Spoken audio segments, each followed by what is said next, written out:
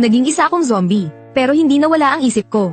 Ginamit ko pa ang pagiging zombie ko, para kumuha ng maraming pagkain para sa girlfriend ko at sa best friend ko. Pero hindi ko inasahan na pagtataksilan nila ako. Pinaratangan nila akong tiyak na magtataksil sa sangkatauhan sa hinaharap. At pagkatapos ay walang awa nila akong pinatay.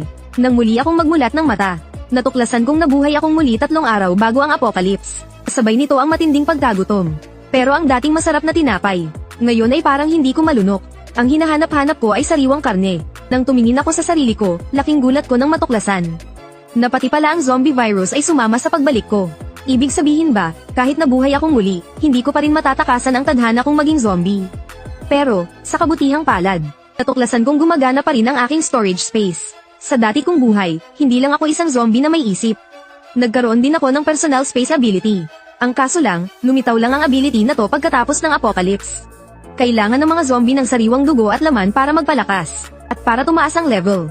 Noong dati kong buhay, karamihan sa mga hayop ay nag-mutate, kaya napakakaunti ng sariwang dugo at laman. Dahil nabuhay akong muli at magiging zombie pa rin ako. Hindi ba't ibig sabihin nito, pwede na akong mag-imbak ng maraming sariwang karne ngayon pa lang? Nang maisip ko yun, agad kong tinawagan si Secretary Leo. Tinabihan ko siyang ibenta ang kumpanya sa loob ng 1 oras. Tapos, gamitin ang pera para bilhin lahat ng livestock farm sa Jiangcheng. Mabilis kong naibenta ang lahat ng ari-arian ko sa kalahating presyo. At ang balita tungkol sa sunod-sunod na pagbili ko ng mga farm ay naging headline. Pinagtatawanan ako ng lahat, sinasabing nababaliw na ako. Pero ako lang ang nakakaalam na ito pa lang ang unang hakbang ng paghihiganti ko. Dahil nag-aalala si Qingya na magtataksil ako sa sangkatauhan. Sa buhay na to, hindi lang ako magiging zombie. Ako ang magiging hari na mamumuno sa lahat ng zombie. Kinabukasan, hindi mabilang na trap na puno ng sariwang karne ang dumating sa bahay ko. Ang kahangahangang tanawin ay inusisa ng lahat ng kapitbahay. Nagkumpol-kumpol sila at nagbulungan. Ang daming karne, kung hindi niya mabibenta agad yan. Masisira lang lahat yan. Pero ang hindi nila alam ay, mayroon akong storage space. Bakit ako matatakot na mabulok to?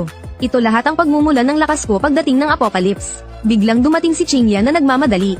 Kinu-question ako kung bakit hindi raw ako humingi ng permiso sa kanya para ibenta ang kumpanya. Pero wala akong ganang pansinin siya ngayon. Inayuhan ko lang siya na may nakatingin sa lahat ng ating ginagawa.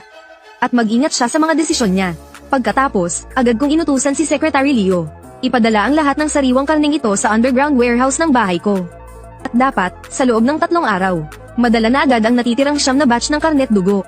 Pagdating sa underground warehouse, isang kumpas lang ng kamay ko, inilagay ko na ang lahat ng karne sa aking storage space. Sa dami ng karne at dugong to, siguro sapat na para umabot ako sa level 20, di ba?